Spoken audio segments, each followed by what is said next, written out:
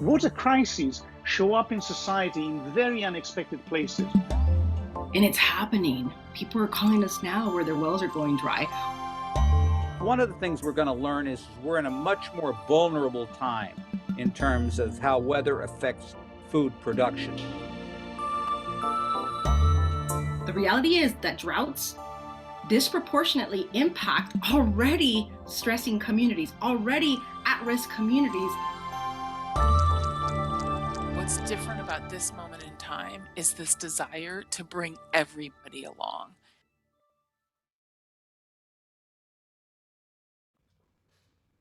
Well, thanks for joining us today, and we're going to spend the next 60 minutes exploring an incredibly complicated story that's happening now, and that's the drought in the American West. I'm J. Carl Ganter, Managing Director at Circle of Blue, and we're a nonprofit news organization that for some 15 years has been covering the intersection of water, food, and energy in the changing climate. So I hope you had a chance to catch the public event yesterday, a 90-minute briefing about the drought, and we'll share a link as soon as that video is posted. And we have a lot to cover in this hour. We've split this really into two parts. First, we're going to hear from experts in water and climate research, and then followed by a brief data overview, and then a panel of fellow journalists. The panel will be hosted by Trish Wilson, Climate Environment Editor of The Washington Post, and then we'll open it up to your questions. So first, we're going to get right to Peter Glick and Heather Cooley of the Pacific Institute in Oakland, California. And for years, Peter and Heather have been on the cutting edge of reporting climate and water research in the West. So Heather and Peter, thanks so much for joining us today. Thank you, Carl. It's great to be here. I appreciate the opportunity. Just as a little bit of background, Heather and I are going to take a couple of minutes to describe the current drought, provide some context for you. The Pacific Institute is a nonprofit research and policy institute. We work on global freshwater issues. We've been around since 1987. I'm a hydrologist and climatologist by training. And what we'd really like to start with is just a little bit of context. We can dig deeper into a lot of this in the Q&A, but here's a little bit about how we think about what's happening. So first of all, there's no single precise definition of drought, although maybe the best way to think about it is simply having less water than nature normally provides, or less water than society wants to do the things that we want to do. By any definition, however, the Western United States is in a very severe multi-year drought. The images and metrics from the US Drought Monitor, which some of you may be familiar with, highlight this very clearly. If you're not, I recommend when you have a chance, go to the US Drought Monitor. It gives a very clear visual, but also data indication of the severity of the Western drought. California, like the West, frankly, like every place on the planet, naturally experiences extremes of hydrology. We have floods, we have droughts, we have wet and dry years. California saw a severe 2-year drought from 76 to 77, a 6-year drought from 1987 to 1992. The most severe 5-year drought in the historical record from 2012 to 2016. And we're now again in what we think of as the second year of severe drought in California, with no guarantee that next year is going to be wet. Could be wet, could be dry. We don't know how long the current drought will last. Rain and snow levels during the wet season in the West were very low. For example, LA had 40% of normal precipitation, San Diego 30%, San Francisco less than 40%, Sacramento less than 40%, an indication of how much rain and snow we got during the wet season. But it's not just California. The Colorado River Basin, which is shared by 7 states and Mexico, is in a 20-year period of well below average water availability. What little snow fell in the mountains, in the Sierra Nevada and the Rockies, in the Cascades, disappeared earlier and faster than normal. California snowpack was less than 60% of normal, and much of what fell as snow actually didn't turn into runoff. So our water availability was even less than the bad snowpack data would have suggested. Temperatures everywhere now are higher than normal. Soil moisture is low, forests are dry. In 2020, we had a brutal fire season with more than 4 million acres burned and $10 billion in property destroyed. And 2021 is already turning out to be another devastating fire year. Much of the town of Greenville in Northern California was destroyed yesterday in a big fire, and new fires are breaking out regularly. Reservoirs are down to record low levels, including especially the largest reservoirs on the Colorado River and in California, Lake Mead and Lake Powell on the Colorado, Oroville and Shasta and Folsom in California. Hydropower, as a result, is far below normal. These are some of the physical characteristics of severe drought. But I have to say, the current drought is not only a natural event. It's now well understood in the science community and the climate science community that our drought is influenced by human-caused climate change. And my choice of words is important here. We're not arguing that the drought was caused by climate change, although that's a possibility, but rather that it was unambiguously influenced by climate change in the way of increased severity, extent, and duration. And with the science of paleoclimatology, our ability to reconstruct ancient climates going back thousands of years through tree rings, pollen cores, isotopic analysis, lots of other techniques, we can see that the current changes are unprecedented and linked to our emissions of greenhouse gases and climate change. In short, we're entering a period of climate conditions different than those our society and our water systems were designed to handle. Let me turn this over now to my colleague, Heather Cooley. Heather is the director of research at the Pacific Institute, and she's going to talk a little bit about the impacts of the drought and some of the important strategies for addressing not just the drought, but broad water challenges in the West. Thank you, Peter. As Peter mentioned, I'm going to touch on some of the impacts, some of the consequences of drought, but then too, the solutions and how we can help to build water resilience in the face of more severe and frequent droughts due to climate change. The drought that's gripping the West is having adverse consequences for people and nature. Water shortages are affecting every sector of society, from our cities and our farms to our environment and our energy system. But the impacts are not evenly distributed. Some are feeling the impacts more than others. Small and rural communities, which have more low-income households and greater proportion of communities of color, are especially vulnerable. These communities often have only a single source of water, and they have fewer financial resources to dig deeper wells or to diversify their water supplies. Fish and wildlife are also at tremendous risk, and we're seeing that across the West. Rivers and streams are facing a deadly combination of low water levels, but also very high temperatures. And conditions are so bad that salmon runs in some areas may be completely wiped out. Of course, droughts are not new to the West, as my colleague Peter mentioned, but they are becoming more frequent and more severe due to climate change. And because of this, we must do more to make our communities more water resilient.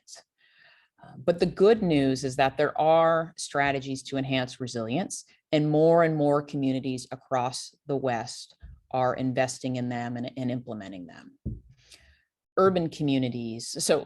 First, communities are reducing their water demand through conservation and efficiency.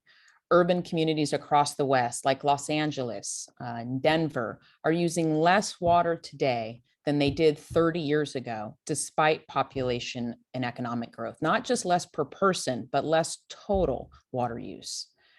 Innovative farmers are installing more efficient irrigation measures. They're building their soil health to capture and hold on to what water is available. And businesses are also becoming more efficient in their operations and across their supply chains. Communities are also developing alternative water supplies, reducing their reliance on overtapped rivers and streams and groundwater aquifers. They're looking at recycled water and stormwater capture, for example. Los Angeles has committed to recycling 100% of its wastewater by 2035, and its residents recently taxed themselves to pay for local stormwater capture projects. Las Vegas and Metropolitan Water District of Southern California are actively discussing partnering on a large recycled water facility in California that would benefit both communities. And farmers are strategically flooding their fields to recharge aquifers in wet years for use in these very dry years. Third, communities like Tucson are integrating bioswales and other nature-based solutions into their built environment and acknowledging the critical role that healthy watersheds play in their water future. And finally, there's been a growing recognition of existing inequities in access to safe and affordable water and sanitation, and in the effects of drought. We're seeing new federal investments in response to that. We're seeing state programs like California's SAFER program, and a growing number of local programs, local affordability and other types of programs to help address some of these inequities. But in all of these areas, progress is being made, but far more is needed. In closing, this drought is a wake-up call for the challenges that lie ahead. And it's not too late to build a more sustainable, resilient, and just water future for the West, but we must act now. Thank you. Well, thanks, Heather and Peter, for incredibly important information around the urgent situations. Many resources on water and climate in the West and worldwide, of course, are on the Pacific Institute site, and many other sources will get those to you as well. Now we're going to hand over to Johannes Kuhlmann, who leads water and climate work at the World Meteorological Organization, and Cody Pope of Vector Center, who's using artificial intelligence to spot trends in perception and reality around water. And they're going to take you on a journey, a data journey, for about 6 minutes to give us a look at this side of the story. Hey, Johannes and Cody. Hi, guys. This is Cody here. I am unable to start my video, sorry, on my end. I'm not quite sure because the host has stopped it. So I'm just going to talk for a second. You won't be able to see my face. But if someone else on the other end can put my video on, that'd be great. Great. Hi, guys. So I'm going to let Johannes Kuhlmann talk a lot about the data side and what's going on in terms of the drought presently and what it looks like historically. But I'm going to touch a little bit on what we're looking at in Vector Center. And one of the things that we look at and what we do is we track media and social news around events globally. And I want to really go back to what Peter was talking about earlier, and that word drought. So one of the things we find when we look at how media talks about things compared to how academia talks about things and how people perceive those things is that when people hear the word drought, they really think of it as a endable event, right? So something that will start and that will end. And when it ends, things will return to normal, right? And so if you looked at how droughts have been talked about in the last couple of years in the United States and in the media, especially in the West, and we see things on sort of annual cyclical bases when there is dryness, there's a lot of talk about it being unprecedented, like we've talked about. There's a lot of talk about it being, the worst fire season we've ever seen, when the data doesn't always bear out that it's the worst ever, right?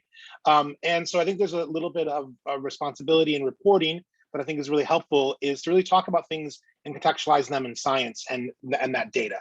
And that data sort of shows us that yes, we're entering an unprecedented period of dryness that will have cyclical droughts within it, but the overall story is that the dryness will continue going forward into the near future. Now, I'm going to let Johannes talk a little bit more about the deep data and some of the things that we're seeing in that data right now. Yeah, thanks a lot, Cody, for the intro. I will share my screen with you and show you a couple of images, I think, that makes it more comprehensive. Can you see my slides now? Yeah, I think you should be able to see them. Yes, thank you. Cody, yeah, okay. So I'm going to talk about what data can tell us. My name is Johannes Kuhlmann, as Cody has said, and I want to first look into the past. And Peter talked about this a little bit. So we can today, from tree ring analysis, really look back 1,000 years or more. And you can see here the red line, that's the reconstructed 20 year running mean value of soil moisture. So this is a measure of how dry our soil is and how severe the drought really is. And you see this blue line down here. This is the 2000 to 2018 mean. So we had high soil moisture values in the mid to late 1990s. And since then, it's really gone down a lot. we also know that this is not the worst drought probably that the US West, or what was not the US West at the time, has seen. So we know that in the late 1500s, there was probably a much more severe drought that was longer than the one that we see now. So what we see now is not unprecedented. It is within the spiel that nature has for us, and we are just not reflecting this because this was 1578 and we have no records and no tapes from that time. But actually, drought has always happened and will always happen. So we are now entering a phase where this is the 2000s drought, and you can compare this to the 1100s, the 12th, the 1500s. We are pretty bad in terms of the extent. It's all over the West. That was also the case in the late 1500s. But yeah, it is at the moment worsening. So we don't know really if we will get into that situation that we think has already happened 600 years ago. We can also, and Peter also alluded to that, we can now, with our new climate models and model analysis, estimate how much is the impact of climate change on a drought development. And you can see this here. Those are some of these droughts that I shown earlier. And the red line here is where we are at the moment, the 2000 to 2020 drought. And we are really at least in the range of that really devastating drought here, 1575 to 1603. If we subtract from our best knowledge from our climate models the impact that humanity has had on this drought development, we would end up with this blue line up here. So you can see that roughly 40 to 50% of the severity of this drought in our signals from our best models is human induced. So the human factor that Peter alluded to is visible. We can quantify it. It might not be right to the percentage, but it is very clear that human activity has really aggravated this drought in the West. We can look into the future today. This is from drought.gov. This is a 3 months outlook that is based on climate models, on our knowledge about the ocean currents, about how likely it is that we will get into a La Nina situation, which will probably, if that happens, and we now have a 66% chance, so 2/3 chance that La Nina situation will develop in September, October. So this means more dry weather in the US West, and this is also what is reflected here. We believe at the moment, and of course NOAA believes at the moment, that this drought will persist in the next 30 days, but probably also in the next 3 to 4 months. And we can look into the far future, and this here is now a global view on the extreme drought risk from CMIP6. So this is the very, very latest climate models, and it looks a bit convoluted at the moment. Precipitation will not really change maybe so much in 50 years from now in the US, but the soil moisture will change a lot. I will show you a graph right now, and the runoff will change. So if we zoom in a little bit, and sorry for the blurred picture here, this is the soil moisture, the total column. So all the soil that the plants can use to suck out the water that they need to grow.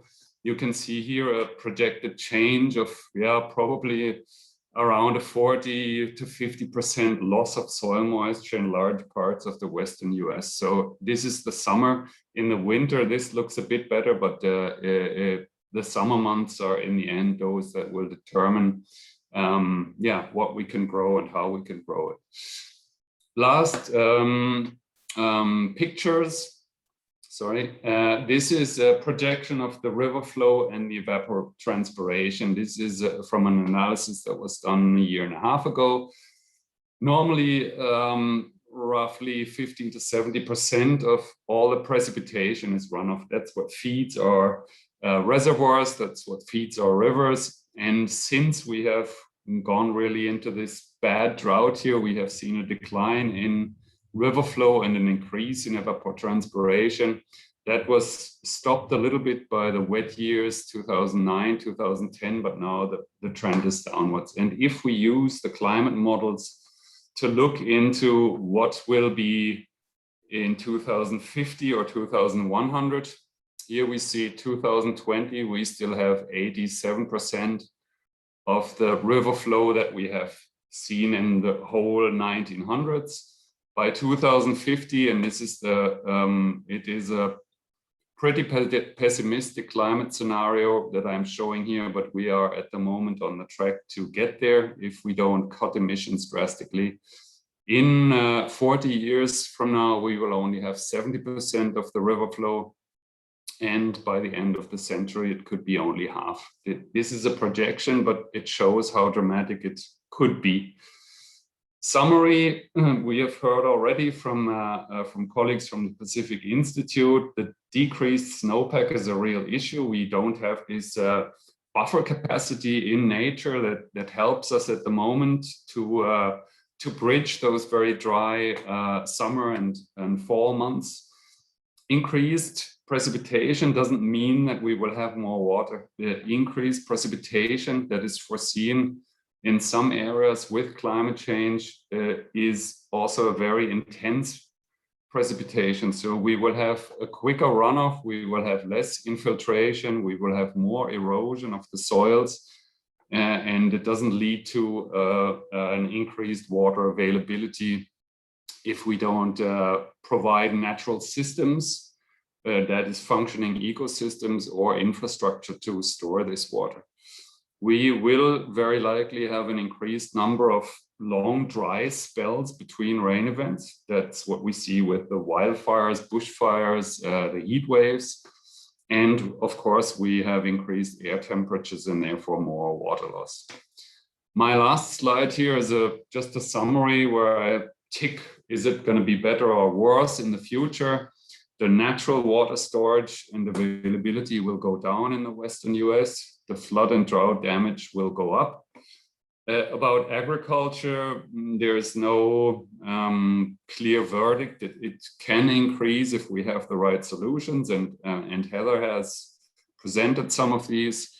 But for human health, the projected changes that we have from our climate models are negative. We will have more sand and dust. We will have more heat waves. We will not have a more favorable climate for human health. And for energy, which is not on this slide, yeah, that will depend on how we can create an energy transition from our traditional systems into a new way, how we use less, and how we generate energy. That's in short the overview I wanted to give here, and I'll turn the floor back to our colleagues. Thanks a lot. Great. Well, thanks so much, Johannes and Cody.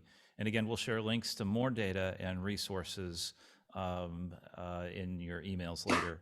Peter, Heather, and Johannes and Cody will join us again for the Q&A, and a reminder to put your questions in the chat. But we do have some breaking news to share before I give Trish Wilson the reins. This morning, the Society of Environmental Journalists announced the Washington Post's first place win for outstanding beat reporting for their series about environmental safeguards. And the judges cited the Post for capturing U.S. environmental politics at a historic moment. So, hey, Trish, congratulations, and let me hand this over to you. Thank you, Carl. I'm really happy to be here. Thanks for inviting me, and thank you. I have Juliet Alperin and Brady Dennis and John Meiskens at the Washington Post were really all over that tracker that they were very, very excited about. And we were like, oh my God, here they come again with their tracker. But it all worked because we were really hoping to use the tracker to be able to hold the government accountable, the previous administration, the current administration, without having to write a bunch of stories constantly that sometimes feel like they fall into the web ether and they're never read. So this is sort of a different effort to make our journalism clear. And I think that we can learn a lot from using our digital tools when we're covering the kinds of events that we're looking at right now. You asked me to talk a little bit about what the Washington Post is doing. And as we were talking the other day, Carl, I pointed out that if you have resources and you are a big news operation versus not a lot of resources and a shrinking news operation, you have a very different set of tasks before you. So I come from a big one, and I'm going to talk about what we do even when we have all of these resources. It's really a coordination game and an organization game with just trying to get everybody at the Washington Post all rowing in the same direction, which sounds so easy, but is in fact not. But I really don't want to talk about what a mess that has been, excuse me, about that part. I just want to say coordination, organization matters, because it happens every year. Excuse me. All of a sudden we're in wildfire season. All of a sudden the top editors are like, whoa, what's going on? It's climate change. And you're like, yeah, this happens every year, et cetera, et cetera. But this year really has been has been worse. And one of our new editor, Sally Busby, was saying the other day that this is the moment that you ride the news, because now is an opportunity to tell all of our readers that climate change is upon us. We're so accustomed to people not believing this, or us writing stories for decades now about climate change, and everybody's, and I guess we all get a little cynical, but I think it really is an important moment for us, because we are so behind in lowering the greenhouse gas emissions that we need to do. And maybe this is Mother Nature's wake-up call to the world to hurry up and get started on lowering emissions. So this is really an opportunity for us to tell the story of climate change and how it's going to affect human lives. And that is, I think, an important way to think about what you can do, whether you're a radio operator or a single journalist, or I'm sorry, a radio show, podcast, small paper, big, wire service, whatever. We kind of want to break the rules a bit, right? Or maybe a lot, because we really need people to be paying attention to this most important story in the world. And we need to be mindful that while we all know what's going on, I mean, there's not a single person, not on my desk anyway, who really thinks this is going to go well for the planet. We got to give it one more shot. It's not too late. And our job is to try to save the world. That is what that's where we are as far as I'm concerned. And with that, I think I'll introduce my my fellow panelists, whom I cannot actually see in this view. So let me see if we can fix that. So we have Brett Walton with us. He is a senior reporter with Circle of Blue, and he covers agriculture, energy, water issues, and he also writes weekly the Federal Water Tap, which is a digest about water news and water policy, and is not to be missed. We also have Faith Kearns, who is with the California Institute for Water Resources. She is a scientist. She writes about water, wildlife, climate change, and people too. And we also have Laura Pascas with us. She's based in New Mexico and writes about natural resources and people. And I was interested while I was reading her bio to see that she has not only appeared in Al Jazeera, but also Ms. Magazine. So there you have it. I think I'd like to turn it over to my fellow panelists, starting with Brett, while we look and see what kind of questions we're getting from our audience. Brett? Right. Thanks, Trish. I just say a few words about Drought and how I see it from where I sit. Circle of Blue is a fairly small organization. You talk, Trish, about the media ecosystem and everyone having different positions in it. And the way I view Drought and the Drought story is that we're not going after everything, but we want to bring up stories and elevate them to national attention. So my focus is on trying to find the underappreciated, the neglected stories, the ones that deserve to be told, and bringing more attention to them. And in any drought, in any case, there is plenty of opportunity for that. For drought in particular, and in this Western US drought, I would say that, like the pandemic, there's been no single drought experience. Everyone has experienced this differently. Heather alluded to this earlier. Drought unfolds in stages, and where you are kind of determines how you are affected by it. So farmer who relies on a canal that's been cut off has a very different experience of drought than someone in LA who right now has a fairly secure water supply. A small rural community is going to have a very different experience than a large city. Ecosystems, et cetera, ranchers. So it's identifying those discrepancies to find the human angles, and then connecting those human angles to the legal and the policy that kind of sets the stage for how people will experience drought. So in this, we are seeing a potentially long-lasting drought, like Johannes and Cody mentioned. And I think now is the time for reporters to be asking those big what if questions of their officials, the preparation questions. What if this lasts not this year, but another year, another 2 years, 3 years? Are we prepared at the local level, regional level, federal level to handle that sort of deficit in water supply? And so that's where I would be looking right now, is not looking at this as something that is short term, but something that needs to be looked at in the long view. And are officials taking action now to adequately prepare their communities, their regions for the next 5 years, 10 years, 50 years? Thanks, Brett. Faith, would you like to take the baton? Sure. So just to give a little context, I'm a scientist with the University of California's Division of Ag and Natural Resources, which is our cooperative extension branch here in California, where we work really on the ground. And I would just kind of back up a lot of what's been said. This question of what is drought is a really important one. And I think Peter offered a great definition. There are others that are very interesting to dig into if people are interested in doing that. That leads right into this idea that perhaps what we're facing is a chronic condition. We tend to cover drought, have tended to cover drought as really an acute situation, as Brett was kind of speaking to. But when we're looking at it now, I'm sort of wondering how we start to talk about drought, not as a one-off, but really as this sort of more chronic condition that we're in, punctuated perhaps by some wet years. And just seeing that there are these huge regional differences, particularly this year, what drought looks like, even within the state of California, much less within the larger Western US, is super interesting from a sort of comparison perspective.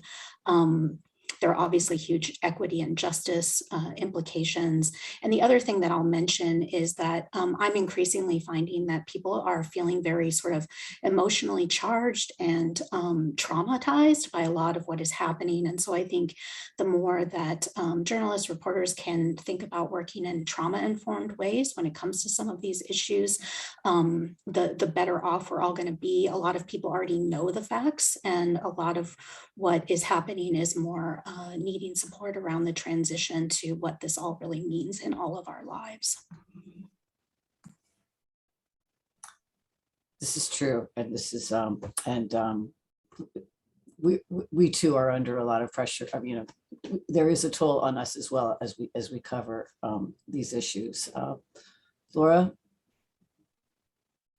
Hi everyone, thanks for having me. So I'm based in Albuquerque, New Mexico, and I've spent about 20 years reporting on climate change and drought and water challenges in the state. I work for New Mexico PBS right now, so in a television context, but we also do web content, newsletter, social media outreach. But I've worked in radio, print, online. So I've been covering drought and climate change and water in a variety of outlets, but always kind of the same way. And so I'm going to just talk really briefly about being a very localized reporter. on these topics.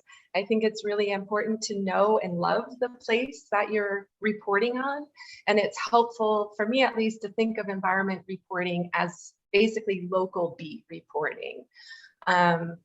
At New Mexico PBS, we report on climate change and drought consistently and regularly, not just when there's kind of some crazy like news grabbing event. For example, we were reporting on drought impacts and anticipated water shortages for the 2021 spring irrigation season back in the fall of 2020, kind of looking ahead, providing people context for what the winter was most likely going to be like, what level reservoirs were already at, what kind of drought we were already experiencing, and kind of looking ahead. We work really hard to provide context beyond anecdotal information and memories, kind of the like, I remember back when I was a kid, this is what things were like. Those are great stories. People like to hear that stuff, but it's important to be providing historical context. And I know that some people disagree, but I think it's very important to include context on human-caused climate change in your reporting on drought. We don't shy away from saying that over and over again. This is human-caused climate change. And these are kind of the ways in which rising temperatures, for example, impact an already arid region. I also think it's important for local reporters in particular to understand the historical use patterns of a place and kind of the cultural depth of the landscapes that are being affected. And kind of just repeating things over and over again. In every story that we do, repeating, temperatures are rising, giving context for what's happening globally and locally and over a long period of time, and helping people navigate that great scientific information that's coming out from various agencies and peer-reviewed reports, and really trying to give a localized context for what's happening and a look ahead. There aren't better years coming necessarily. And so we try really hard to also hold people accountable when they say things like, yep, this is a bad year, but maybe next year's snowpack will be better. Well, maybe it will, but there's a really good chance that it might not be. And here's why. And here's why people should be looking ahead 1 year, 2 years, 5 years, 20 years. So yeah, thanks. Thank you. You raised a lot of very, very interesting points, all of you. So when we're talking about drought, I think one thing that when you talk about local and making bringing these stories home to readers and to people in these communities, one of the most important things we do is deploy, right? Something big happens, whether it's, the fires are a way of telling the story of drought, what's happening with the reservoirs losing water, that's another opportunity to tell the story about drought. How are people, do we feel like we are telling the stories of the people who are in these communities sufficiently? Do you think that we're telling the human story of how people are living with drought and how people are living or experiencing kind of climate change, like right in your face in the West? Panelists, or can we do better? I'm asking. Yeah, I would say one of the questions in the Q&A is what stories are overlooked or what can we do better in drought reporting? And I think that sort of reporting is essential. It's not just the carnage and devastation story, which leads all the major papers, gets the headlines, gets the clicks. People have if it bleeds, it leads, the old newspaper cliche taken to environmental stories is if it burns, it leads, if it floods, it leads. So getting away from that, just reporting on the disaster, but the aftermath is essential. And that requires someone who's there and can follow the recovery and how people are coping. Like Faith said, a lot of people have gone through trauma. I've heard from people who are questioning whether they want to stay in these areas, not just from drought, but from flood in general. And that is a very local story with local effects, like in Paradise after the fires there. Rebuilding is something that we want to see. It's that comeback story that everyone loves, but questioning whether that is wise and whether people will be able to do that is important, but that also requires people to be there on the ground and to track something, not just as it burns, but as it, tries to recover. Mm-hmm. Mm-hmm. Do you agree, Faith? Yeah, I mean, I go back and forth on this a little bit. Sometimes I think that there's a really fine line between telling a story of people who've been through trauma and people who are permanently traumatized, right? And sometimes we can tend to focus a little bit too much on describing people as traumatized versus having been through a traumatic event. And I know that's a really it's a really, really fine line to walk. And I think I personally would like to see sort of less stories of, the sort of otherization of people who've been through trauma, and much more of a sort of, collective sense that we all are going through something that is very, very difficult. And also that many of the solutions that we need are also quite collective. Again, that can be something, especially right at first when drought is happening, that we tend to focus on these sort of like, turn your water off while you're brushing your teeth and things like that. And I've seen some pushback in California from folks who are saying, I already do all of that. And now what? And sort of pointing fingers at people who are perceived as being sort of bigger water users or things like that. And I've started to think more about what are ways that we can encourage people to get involved in sort of collective responses. So for example, what does it look like at the block level, at the neighborhood level, at a regional level, to begin to take that sort of household focus and turn it into a larger sort of collective solidarity-based water conservation movement. I hear you focusing a lot on the traumatic experience, and I'm wondering how you could, what is our responsibility to write about the connection, the actual, what the planet is experiencing and the planet's actual trauma. I mean, should we think about becoming more resilient as human beings as we build and adapt to a warming world? Or why are you so motivated by that and impassioned by it? By the idea of trauma. Yeah. I think because I see it everywhere. And so, for example, at the university, we might go out into a community and talk about drought with various groups. And it's not so much that people don't have information. They often do have information. It's much more that they're looking for sort of companionship and really I don't want to use the word hand-holding, but there's just a certain amount of, we're all going through this together that is super helpful for people that I find. And so some of the ideas about like just telling people something or having information for them is not quite the same as when we pull people together and everybody's like, I'm going through that too. So I just think there's something interesting in that. I hear you. I'm going to look at our questions for a moment. Laura, why don't you take it from here for a second? So kind of building off what Brett said earlier, as a reader, I love stories that bring me back to an event from a few years ago, or sorts of these disasters that people went through. I always want to know, well, what happened afterwards? What's happening 5 years later? What lessons did people learn?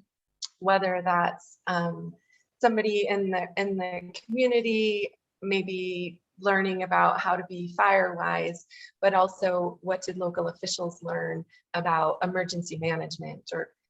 I really, just as a reader, I very much crave those stories that show me not just the terrible things that happened, but maybe how we learned or adapted or changed. I would love to read more of those stories. I think that's true. I think we have a vertical called Climate Solutions, which is a hopeful vertical about hope for climate solutions, but a lot of it is based on visionaries who have really, great hopeful plans for fixing, the way we farm or the way seaweed approaches to fixing the problem with cows or problems with agriculture and drought. And the readership is just astoundingly positive. even the comments are positive, which, you know, I haven't seen in about, well, 20 some years. So that's very interesting. People are looking for hope. And I hope we can give them some. That would be, especially given what's happening with the UN and COP26 in Glasgow. I think we're opening up our panel for to take questions, the entire panel of folks who have been speaking so far. Carl, would you like to help us out with some questions here? Sure. Hi, everybody. Thanks so much. I'll come back on video here. Yeah, we've got some questions here. Specifically, there's one, what do we routinely get wrong or write about in a confused way that we should be getting right about this story? You know, we've talked, and I think even yesterday, talking about incrementalism versus the big picture. And then also, how do we avoid, and sometimes we call them the silly stories, or those really small incremental stories that really, really don't have the impact or the leverage? Well, we learn pretty fast. You know, there's a lot of digital information that helps us understand just how poorly our stories are being read, where people get bored, or how well they're being read, and for how long they read. So we can tell from, and I'm sure most of us can, what is actually attracting readers and what they're interested in. But in terms of incrementalism, and that's a really tough problem, especially for environmental journalists. And that's why the tracker in particular came in handy, because we did not want to write all of that. We want to be able to write stories that are going to be the top of the homepage or the front page. Otherwise, they're just going to get lost amidst the, you know, crush of news, even at our one newspaper or one news outfit. So we have to be choosy. Peter. Yeah, if I could add to the question about what we get wrong or get right or perhaps ignore. Part of the problem, I think, is the way we report about the impacts of some of these severe events. There's a lot of attention given to agriculture, some attention given to people have to take out their lawns, less attention given to ecosystems. And from our work, one of the worst impacts of the severe drought and climate influenced drought is actually on natural ecosystems. There has been some reporting recently about the potential consequences of the current drought for salmon, for example, endangered species, but not as much as I think probably is deserved. And agriculture gets more attention. Agriculture is a complicated one, in part because it's tied up to water rights. It's tied up to the way water is allocated from one sector to another. It's tied up to decisions about global markets for agriculture. So I think the agriculture story is a complicated one and is a little less nuanced in the media than it ought to be. Mm-hmm. Heather. Yeah, just to sort of second that, particularly on the agriculture. I mean, one of the things we found during the last drought, we did an analysis of sort of revenue and impacts, and you know, ag revenue was higher than it had been. It was down a little bit, but it was from the previous year, but it was still the second highest year on record. So those stories I think get lost. There is, though, important equity issues within agriculture that I think get lost too. And I think there's often, and it is complicated, but there's often a broad brushstroke of it's either all good or all bad. And we don't get into kind of for whom are people benefiting and who's not, and some of the nuances there. I think those are really important issues. I mean, there are equity issues within every sector and then across sectors as well. And I think, to the extent to which we can start to highlight and bring those to the fore, it helps us create solutions then that address them. Mm-hmm. I mean, we're trying to do a lot. We're trying to cover the news. We're trying to tell people why we have climate change in the first place. And I think that wherever we have the opportunities, as Laura was saying earlier, to sort of remind people, hello, this is why we're here, human-caused climate change. Agriculture is such a great example because there's so many problems with how we grow our food, and it's a really good opportunity to if you're talking about drought and you're talking about agriculture, then we ought to also be talking about climate change, growing temperatures, and why we are using the agricultural system and how we manage our land and how that is making everything worse. I think we really need to be on top of greenhouse gas emissions and whose fault is this? Because So Trish, Peter, go ahead. To follow up on Laura's earlier point about solutions, that's another, and this was a question in the Q&A as well. There are all sorts of innovative things happening now.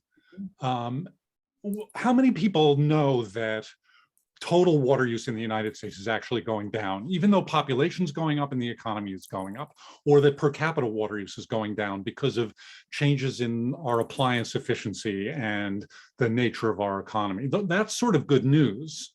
How many people know that when we reduce our water use, we reduce our energy use and we reduce greenhouse gas emissions? To your point, Laura and Trish, about integrated solutions and addressing the climate problem as well.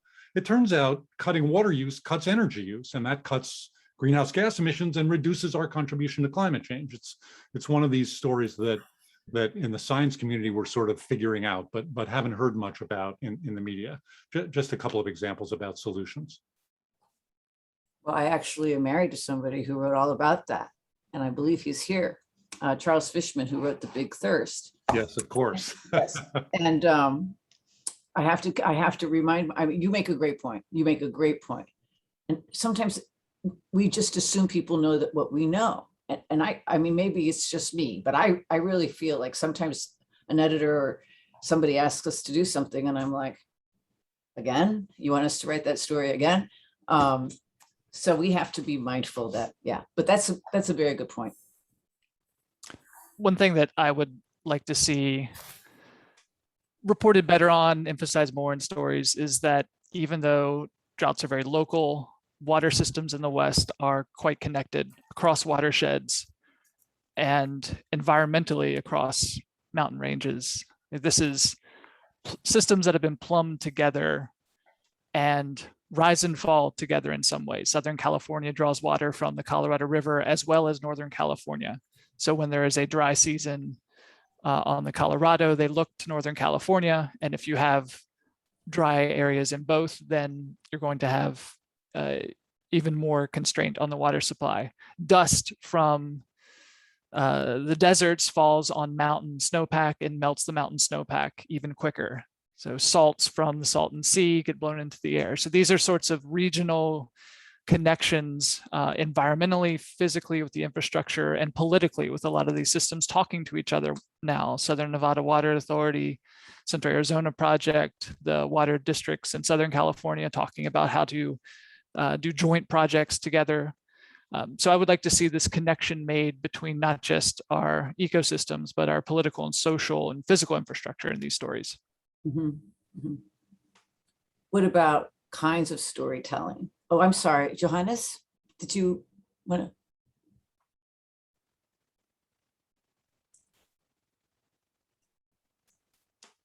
to?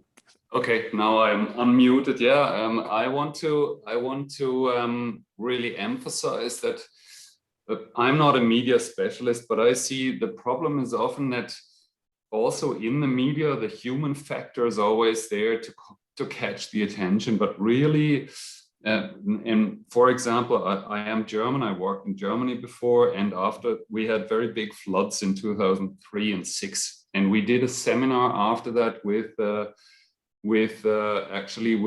people from theological faculties about how you can communicate a very big disaster that people wouldn't really believe. And it turns out that what we are missing many times is to use the human factor not as the catchy thing to catch the attention, but to really explain what the human factor is in the whole process of creating it or living a disaster and overcoming a disaster. And I think that is something that it could be more emphasized in media. Maybe sometimes it has to do with the fact that Peter explained that people are changing their behavior, but it's not related to the news about droughts or floods. And another example that goes into this direction is we did a study also, and we did it on floods, but it holds for droughts. The mean time or the half-life time, for example, of insurances for those extreme events is 2 years.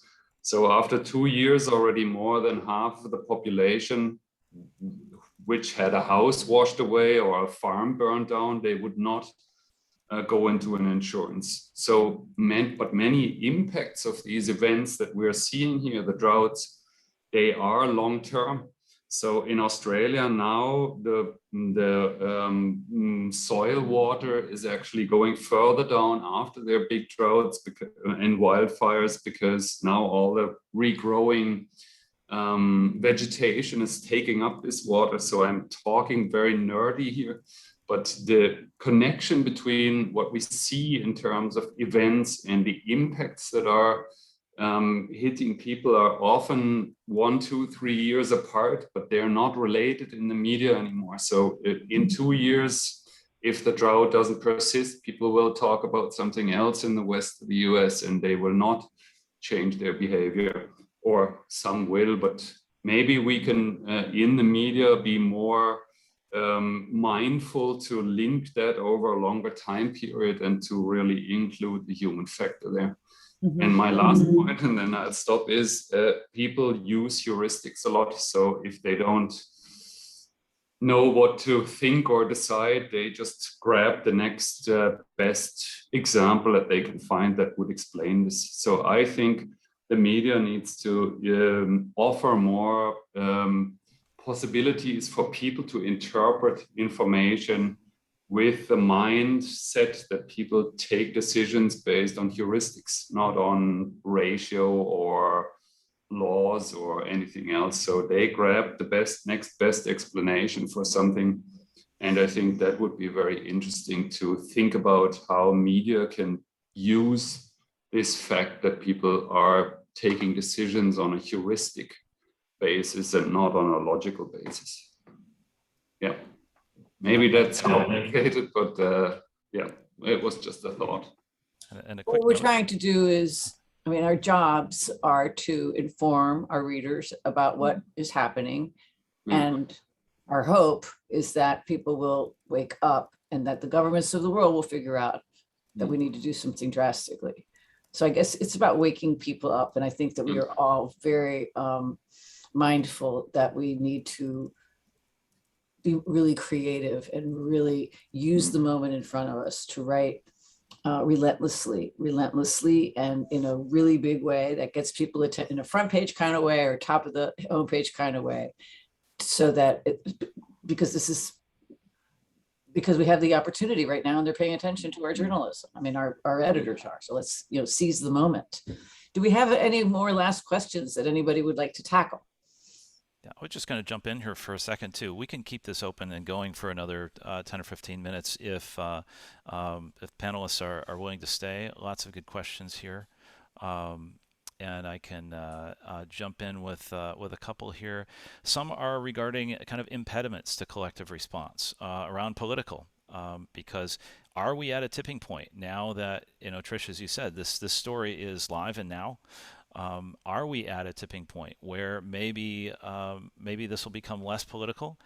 Another side of that, will special interests be stepping up and maybe trying to defend the status quo more than they have? So kind of two sides to that question. Well, I think we all know what the special interest answer is. What was the first question again? The first part are the biggest impediments to collective response, particularly around that political side. Is this moment tipping? Meaning, is this going to become a really more difficult, we're talking about climate, but then we're also talking about the impacts, more difficult, say, position to defend on climate change? So, Go ahead, Peter. I'll jump in. There are two pieces to this. If you think about drought alone, severe drought does force changes in policy or encourage changes in policy. I mentioned this in a few other forums, but Each of the severe droughts recently in the Western US has led to additional changes in the way we think about water, about the policies that we put in place, about the laws that are in place. You know, we finally got groundwater law in California during the last severe 5-year drought. The drought in the 70s and then the 90s really led to fundamental changes in the way we build appliances that use water, and laws for more efficient washing machines and dishwashers and toilets. So we do see incremental changes that are driven by some of these extreme events, even when there's political opposition. The climate change piece of it is, of course, a harder one. It's become ideological. I'm sorry to hear that. I'm sorry to have to say that, but we all know that. There is a growing awareness about the reality of climate change, and a growing, I think, willingness to have a conversation, not just at local levels, but at the federal level in the US about addressing it. But I can't answer whether or not we're at the tipping point that'll tip over to real action. That's, of course, a Washington, D.C. question. But I do think we're moving in that direction, and the deniers are beginning to disappear or beginning to turn into what we call delayers. You know, there are fewer people now denying the reality of climate change, which is undeniable in any logical sense. But now it's becoming delay. Can the vested interest delay action? And that's where the political action is moving, unfortunately. Go ahead, Laura. So I think that Peter kind of hits at a couple of really important points there. And I think one of the ways that reporters need to be mindful is, like, for example, here New Mexico is an oil and gas producing state, and we tend to report on drought and climate change, and we report on the economics of the oil and gas industry. And so rarely are those two stories given context to one another. And so it really doesn't push the needle on helping people understand, well, you know, part of the reason that farmers along the Rio Grande are seeing constrained supplies is because of climate change, which is, you know, how we make our money here in New Mexico is contributing methane to the world. And so I think we need to do a much better job of connecting the mitigation and the adaptation sides and the causes and the effects of climate change. And as reporters, we are so uniquely positioned to be able to do that. And so I think that offers a lot of really exciting reporting opportunities for people, no matter where they are. Mm-hmm. That is definitely a problem in our shop as well, where we have, you know, we do not seem to have made the very point that we're trying to make to our readers in our own newsroom, which is that we just don't have a coherent strategy, I think, toward whether it's writing about Bitcoin. I haven't seen too many stories about cyber currencies and their carbon footprint. But if we could have whatever we wanted, right? I think maybe we could encourage all of the different beat reporters, all of the different journalists that we work with to be mindful of the carbon footprint. Maybe that's one way.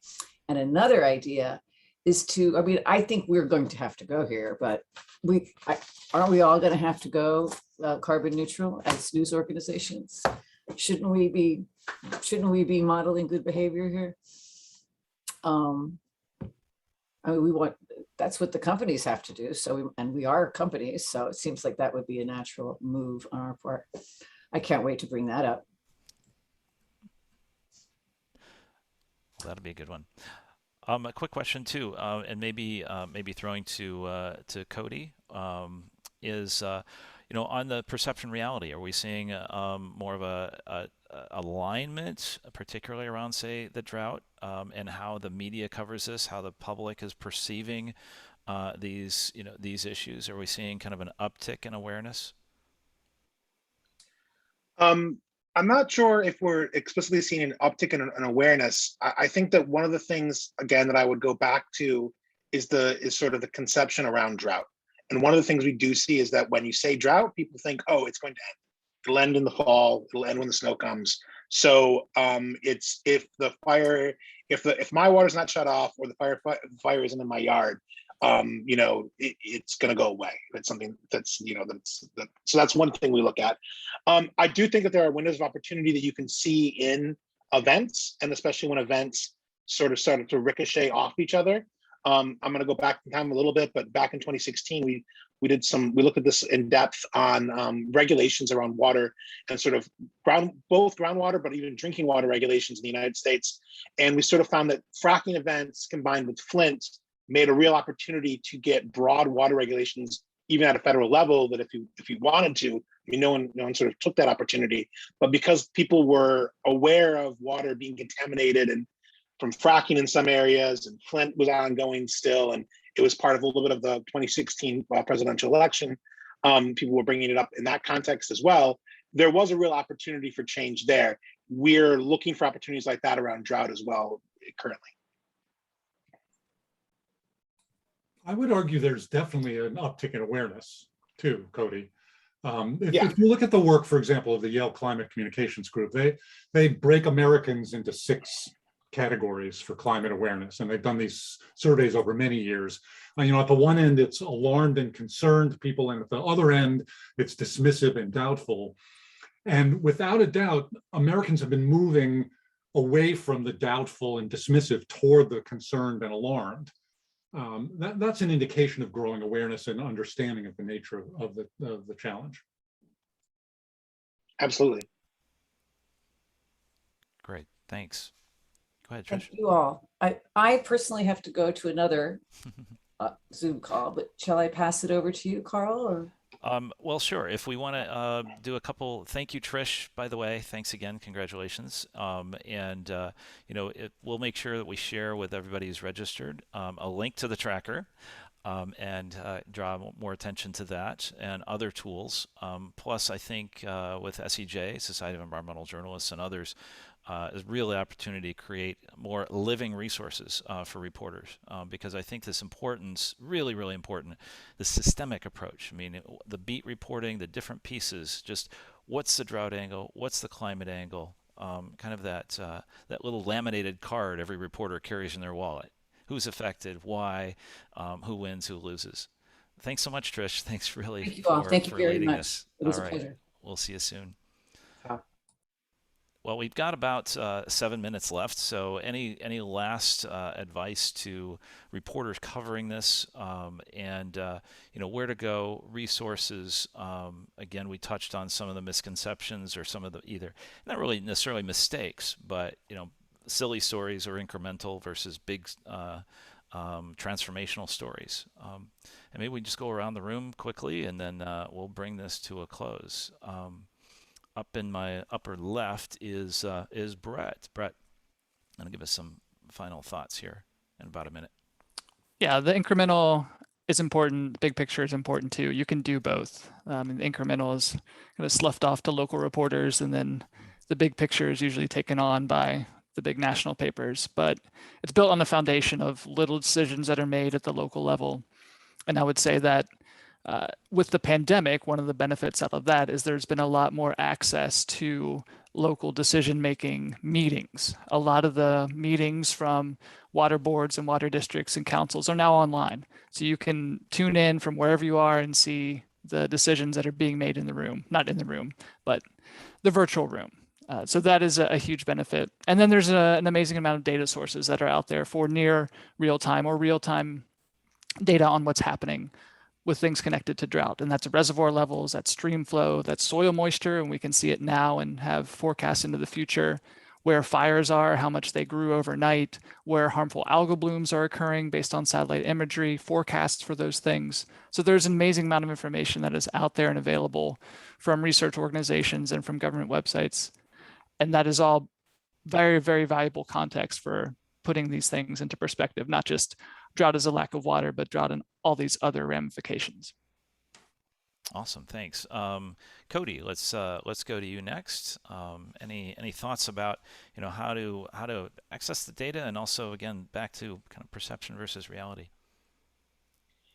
Yeah, I mean, there's a lot of resources, and I think that looking at some of the stuff that was presented yesterday and some of the stuff that Johannes presented today, those are great resources. I mean, even the Drought Monitor Peter's been talking about, there's a lot of data that's out there, and you really can find it.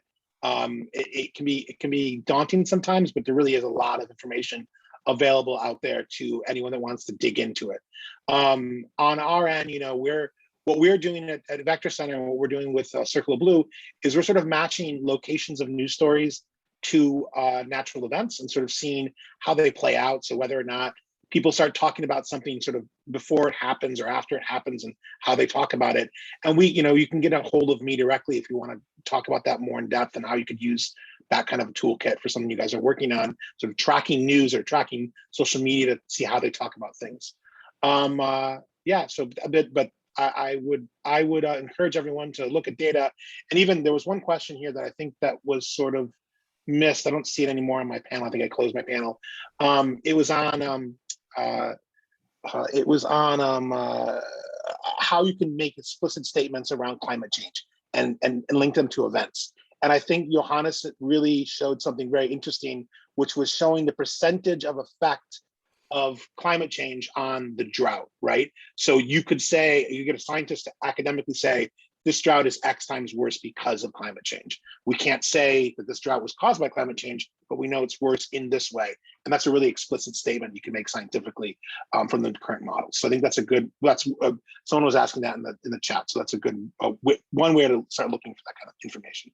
So don't look for linking events to a specific climate, like climate change to specific events, but rather to the severity of the events to climate change. Great. How about Laura? Laura next. So just to echo, Brett mentioned the importance of the incremental and the big picture. And when we're talking about drought specifically, I think there is, at least in my media market, I see it. We've had a pretty, some robust monsoon storms here in the past couple of weeks where we've seen flooding events, and there's a tendency among certain types of reporters and people to be like, oh yeah, drought's over, got a big rainstorm in one tiny part of our giant state. And I think it's, I'm not afraid to be a pain in the neck and kind of a little bit of a jerk and point out, well, no, actually not. And here, let's look at the reservoir levels and the stream flow data and the soil moisture. And I have all these resources that I'm happy to email along, kind of like what my little checklist is of data to check. But I think, like for reporters, we of course always want to lift up our colleagues and point out the good work that people are doing and be resources and generous with our colleagues. But I think that something as important as climate change, and especially the impacts it's having on communities and our rivers and ecosystems, it's okay to be strident in your correction of bad reporting sometimes. Great. So I'm going to go to Johannes next, and then Heather, and then Peter, and then we'll wrap this up. Johannes. Yeah, thanks, Carl. I think what we need is for the public, a constant view on where we are. And I have seen in some of the bigger online media outlets in Germany now, every time you go there, you can see the percentage of solar or wind energy produced today in Germany of the whole electricity, like where people can constantly feedback and think, today was a nice day or a windy day. I think we need constant information bases that accompany the big headline stories. I think that is super important for many people.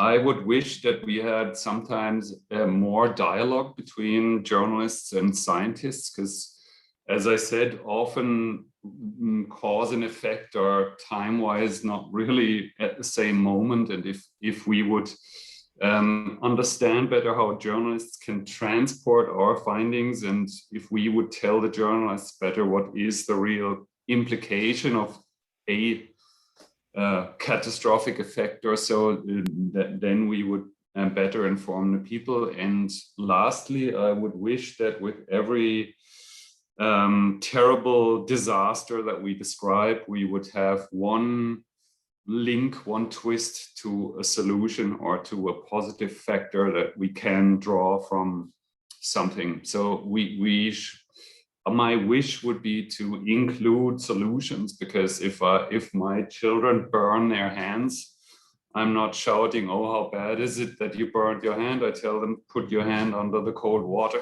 So like, if we can come to a culture where we have that solution, or that let's do that, if that has happened right into the media news, that would be for me the dream, but I don't know if people will buy it. Thanks. Thanks, Johannes. Heather. Yeah, I have a lot of different threads. Let's see how well I kind of pull them together. I do think that sort of every crisis, like the drought, that's influenced by climate change, is shifting more and more people from, the denier or dismissive category that Peter was mentioning, to those that are willing to take action. So I do think that there is a huge opportunity there, and obviously reporting on that is a big driver for that. But we are also learning more and more about how climate impacts are going to manifest through water. I think the snow runoff connection for many, yes, some scientists have been talking about it, but I think that was clicking more, I think, for water managers, particularly in the West and in California in particular. So, we are learning more, and there's more opportunities to shift people to action.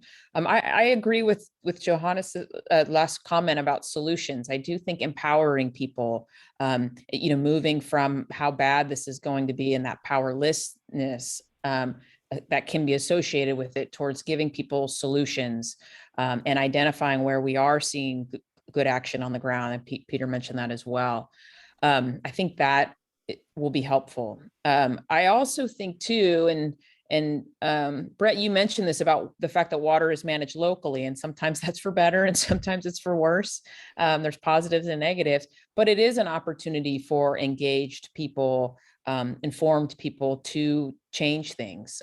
Obviously, not every decision is made locally, but many are. And so I think there's an opportunity there, and it fits in with sort of the empowerment. The last thing, two more things. One is, we didn't mention, and it's one of the issues, and I know, Brett, you've talked about this a lot, sort of the connection around the cost of drought, the cost of water, affordability issues. I think, you start seeing and a lot of misreporting, frankly, in media around, well, I've conserved water, now my rates go up, so, and how bad that is. But in not getting at the bigger context, and why the fact that we saved water, prevented us from having to build expensive things, and not only that your rate, but your bills would have gone up. That connection, I feel like, is one that I'm constantly sort of frustrated about coverage on. And then my last thing too, just to mention that we at the Pacific Institute do maintain CaliforniaDrought.org. It is obviously, as the name suggests, more California oriented, but it does have some real-time conditions and connections to different sites where you can get real-time information about reservoir levels, fires, stream levels, et cetera, that I would encourage people to take a look at. And Peter. Sure, thank you. And first of all, thank you, Carl, for arranging all this and setting this up. It's been a great experience. I just want to make 3 points, some of which have been made before. The first is that whenever there's an extreme event now, a drought, a flood, an extreme hydrologic event, a fire, it's important, I think, that the media address explicitly the climate change connection when there is one. Not to make them up, but when there is one, be explicit about it, because it helps the public understand that climate is changing and that these are direct, real impacts on all of us. So making those connections clear is I get a little frustrated when I see a big fire story and no one mentions the fact that temperatures are higher and climate change has influenced soil moisture. So that's one point. The second is on solutions. Again, we've had some conversation about this. There are new solutions that are not the same as the old solutions to our water problems, that are not building big dams and reservoirs and taking more groundwater and pumping water from Lake the Great Lakes and bringing it over the Rocky Mountains. We see stories about that, but I'd love to see more stories about what the innovative new solutions are that are really working, not the old solutions that no longer address 21st century problems. And the third point, just to reiterate again, Heather mentioned the Pacific Institute maintains californiadrought.org. That's a great resource for real-time data. The Pacific Institute's website itself has a tremendous number of publications about water issues worldwide and in the West and in California, about solutions, about problems, and all of those publications are available for free. I think, Carl, you mentioned earlier at the beginning that you were going to share some resources and some links to the participants. The Pacific Institute's website at pacinst.org is a really good one. And I'll leave it at that. Great. Well, thanks everybody, and lots of questions still. One thing that really we didn't dig into here, but we did yesterday, and that's the impact on the most vulnerable populations. I mean, we have wells that are going dry right now, so there are people being directly affected, lives, families, whole communities. So many stories of environmental justice, the drought, climate change, really amplified there. So, as we heard, it's the biggest story on the planet, this intersection between water, food, and energy in the changing climate, and we're all covering this together. So a quick thanks to all of you, and thanks to the Society of Environmental Journalists for helping really envision the event, and also thanks to friends at APCO Worldwide for donating their services and the Zoom line. And of course, Trish had to go, but we really thank her for joining us, and to all of you. And we'll post this, and we'll post those resources out to all the participants. Thanks so much. Thank you.